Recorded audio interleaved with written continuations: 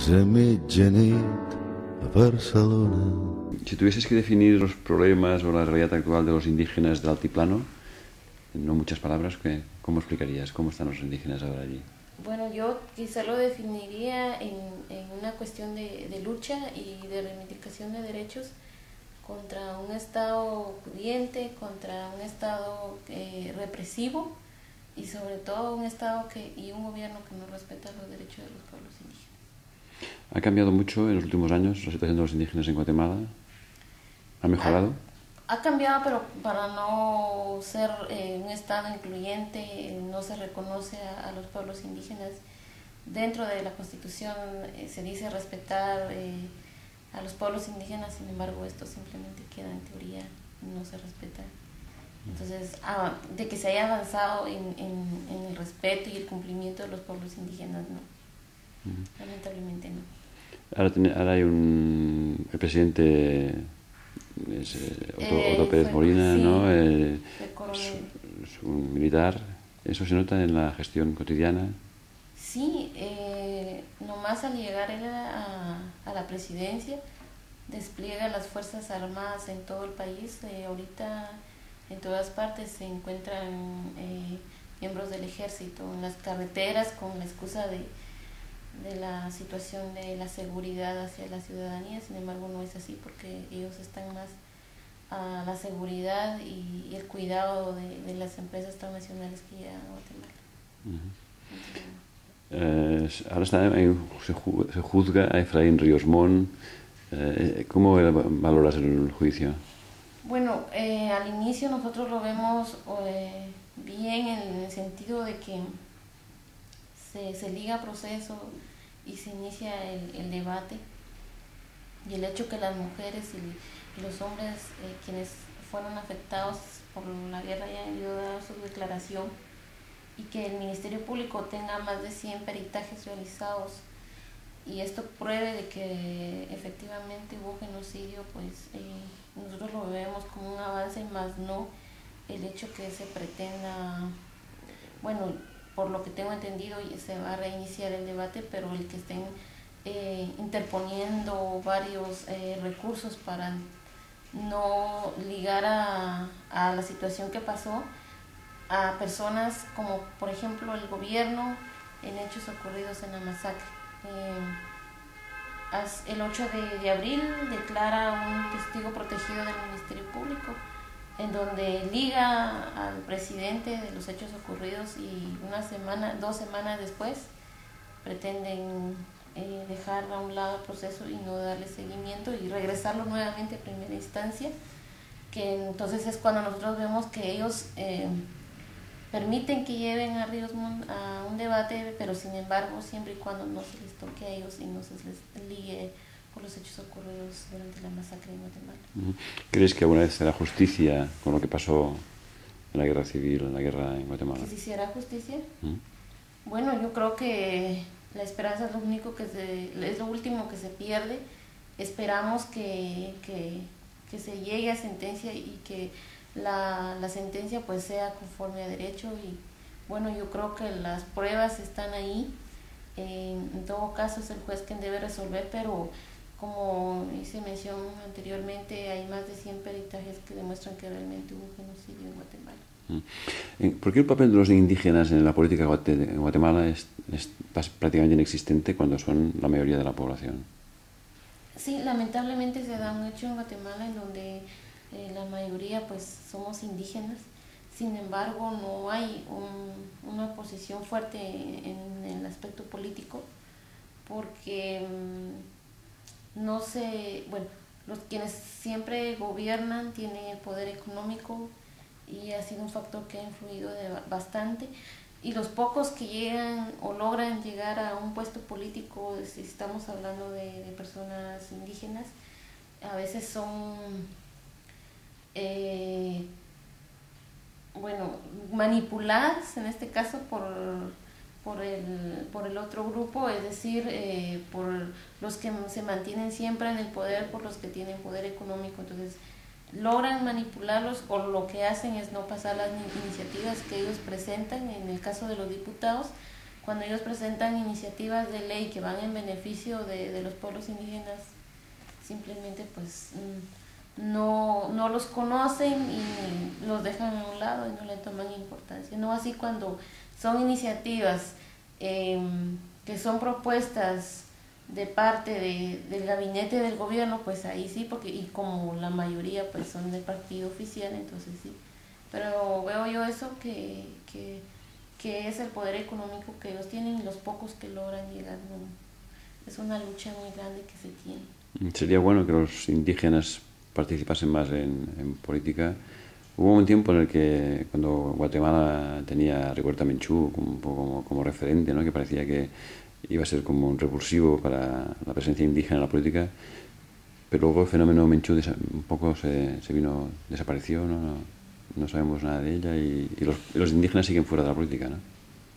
Sí, yo creo que, bueno, es otra situación. Yo respeto bastante la línea de trabajo de cada uno de los defensores de los pueblos indígenas, pero bueno, creo que falta quizás un poquito más de formación y una formación que vaya hacia poder ocupar puestos políticos, porque, es decir, en el estado de Guatemala sí está la educación académica, pero no se da la oportunidad para que pueda uno prepararse y optar por un cargo político. Entonces, quizás sea eso la falta de una formación académica. Y bueno, sí, la situación se da cuando también llegan líderes como Rigoberta Menchú, entonces se canalizan muchas esperanzas sobre alguien y bueno, no sé, a veces como que se pierde la visión, la visión más que todo, porque uno llega ahí y bueno, como decía, realmente nosotros a Rigoberta Menchú la conocemos por la historia que tiene, pero sin embargo un posicionamiento político no la vemos. Entonces quizás sea ya otra la estrategia de ella o no sé cómo esté, pero en el hecho de que si hay más personas que sí quieran optar por un cargo o que tengan un posicionamiento político, pues creo yo que no se hace por un poco de la falta de la formación que debe de tener uno, ¿verdad? ¿Dirías que Guatemala es un país especialmente violento y que esa violencia afecta sobre todo a las comunidades indígenas? Sí, bueno, lamentablemente los índices de violencia han aumentado bastante en Guatemala. Y yo creo que esa fue la estrategia y lo que utilizó en este caso el gobierno para poder obtener votos a su favor cuando fueron las elecciones, porque en todo el tiempo de la campaña estuvo con el discurso de darle seguridad y que iba a tener mano dura con los delincuentes. Y entonces, de cierta manera, yo creo que como que la población ve ahí la solución de que, bueno, va a tener mano dura con los delincuentes y que va a haber más seguridad. Cuando llega él a ocupar la presidencia, pues obviamente sí tiene mano dura, pero contra el mismo pueblo quien lo ha elegido él. Entonces, como les decía anteriormente, se ha desplegado al ejército en todo el país, pero lo hacen para resguardar las áreas que han ocupado las empresas transnacionales, las minerías, y realmente la delincuencia pues sigue igual o peor todavía, porque ya no solo es en la ciudad capital, sino ya han ido a los departamentos y municipios en donde por lo menos ahí se ha tratado la manera de tener el control.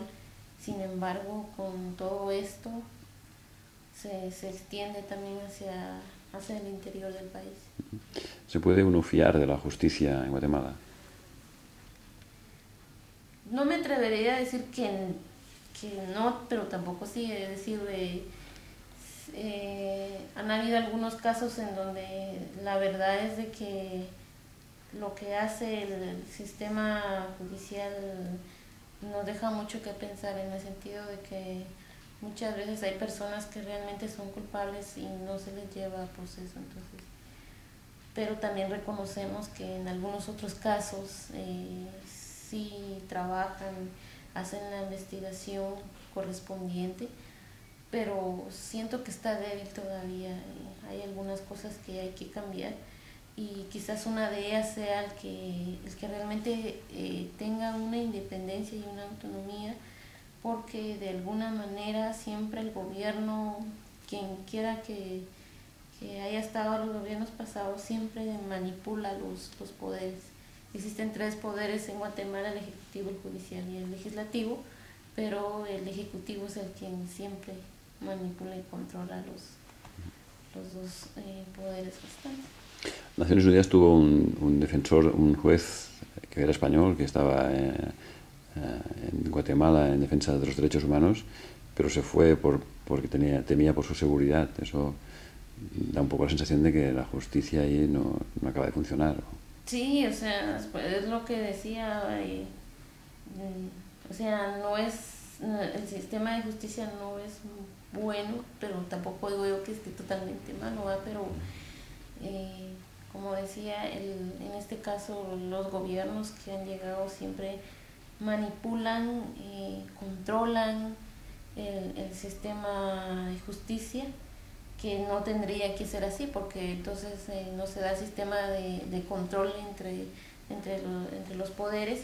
Sin embargo, quien sí mantiene el poder sobre los demás es el gobierno. Entonces es el gobierno que a veces, en algunos casos, es quien determina a quién se juzga, a quién no, a quién se investiga, a quién no. Entonces, prueba de ello es de que sí se permitió que se hiciera toda la investigación en el caso de Ríos Montt. Pero cuando llega alguien y liga a Otto Pérez Molina en la situación que ha pasado, dicen, bueno, a un momento esto nomás aquí llega, porque si cae él, caen muchos más. Entonces, las situaciones que se dan. ¿Y el país cómo está económicamente? Aquí estamos en Europa, en muchos países en crisis, y en cambio parece que en América Latina las cosas van mucho mejor. Pues no tanto. Guatemala no es la excepción ante una crisis económica que se está viviendo y yo creo que la ha tenido siempre. Creo yo que recursos como para poder tener una economía sostenible sí hay, pero lamentablemente no hay mecanismos de parte del Estado como para impulsar esa economía sostenible de parte de los pueblos, porque simplemente se piensa en la explotación de los recursos naturales, el tener a las empresas mineras, el monocultivo de la palma africana, que pues eso a nosotros no nos beneficia en nada. Entonces todo eso ha venido o ha llevado, más bien dicho, a Guatemala a tener una crisis económica donde las personas se han visto en la necesidad de tener que emigrar hacia los Estados Unidos, principalmente los hombres. La falta de empleo es algo que es una causa también de la violencia que se da en Guatemala, porque los jóvenes estudian y se preparan y luego se encuentran con eso que no hay trabajo, y estamos ante una sociedad exigente, porque allá, bueno, le preguntan a uno, se ha graduado o por lo menos ya tiene el nivel universitario, y muy poca gente logra ingresar a la universidad porque no tienen los recursos para costear su educación. Entonces la situación allá en este momento no está bien, porque como decía, no hay fuentes de trabajo, y entonces el gobierno tampoco crea fuentes de trabajo. En lugar de hacer eso, lo que hace es crear programas de paternalismo, en donde yo no estoy en contra que les den o apoyen a las personas en regalarles una bolsa de artículos de consumo diario, pero yo creo y considero que no es la forma ni el mecanismo de poder salir de la pobreza en la que estamos, sino enseñarles técnicas o mecanismos, cómo poder mejorar el cultivo del maíz, que es lo que nosotros tenemos más ahí en Guatemala, y algunas otras artes que muy bien se podrían enseñar, y yo creo que fortalecer esa otra parte también, pero no lo hacen porque obviamente eso no les conviene a ellos, sino les conviene más tener sus programas sociales, y de cierta manera sí también poder tener un control sobre la población. La crisis aquí ha afectado mucho a las ONGs españolas que se han quedado sin dinero. ¿Esto se nota en Guatemala, que hay menos apoyo de las ONGs de aquí? Bueno, la crisis de acá ha afectado a Guatemala. Ha afectado a Guatemala en el sentido de que antes se ejecutaban varios proyectos, fortalecimiento hacia las autoridades ancestrales, que es de donde el cual yo estuve el año pasado como presidenta. También se daban varios proyectos en que se ejecutaba sobre la organización de la mujer, de la juventud y propiamente más bien de los pueblos indígenas, la reivindicación de sus derechos y todos los procesos que se hacían. Y ahora con esta crisis pues han habido algunos proyectos que ya no se han dado y los que sí se logran ejecutar han sido limitados en cuanto al apoyo que se brinda desde acá ha sido limitado. El año pasado precisamente nosotros pues estuvimos viendo o se ejecutó un proyecto en las autoridades ancestrales de Totonicapán. Se tuvo por 8 meses, el proyecto estaba considerado para unos 10 meses, pero no da para más. O sea, son ejemplos pequeñitos que se van dando, pero que al final sí trasciende en la sociedad guatemalteca. Y sí hemos visto esa situación que se da de la crisis que pasa aquí, porque como igual todo va entrelazado, una situación que pueda pasar aquí de cierta manera tiene efectos ahí en Guatemala también por el apoyo que se ha recibido. ¿Y tu papel en todo este contexto? ¿Qué es lo que haces y qué es lo que te gustaría hacer en el futuro? Bueno, yo estuve como presidenta dirigente de 48 cantones, que es una organización ancestral de autoridades indígenas, en donde el principal objetivo es la búsqueda del buen vivir, la búsqueda de un beneficio colectivo. Entonces el año pasado nosotros estuvimos ahí y lo que me impulsa a mí a poder participar ahí es el hecho de que como mujeres también debemos involucrarnos, porque muchas veces peleamos porque se nos dé un espacio, porque hay equidad de género, pero simplemente lo decimos en cuestión de discursos y ahí queda nada más, no va a la práctica. Entonces creo yo que es muy importante que podamos participar e involucrarnos, y que espero en un futuro, pues personalmente no espero nada más que solo pueda ser ejemplo para más mujeres, para que puedan participar, ser la diferencia. Y como lo decía, yo creo que si nosotros queremos cambios en nuestro país, lo debemos hacer nosotros mismos, porque no podemos esperar que vengan personas de afuera a cambiar algo que a veces les cuesta poder entender nuestro tipo de vida, nuestra cultura. Entonces creo yo importante poder empezar los cambios desde nosotros mismos, saber que tenemos la capacidad para poder presentar propuestas, para poder hacer cambios, para poder participar, y que si en un momento determinado nos podemos llegar a equivocar, pues nuestra obligación es prepararnos, levantarnos y seguir adelante a pesar de los obstáculos y de los problemas que se puedan tener. Puc veure com passa el vent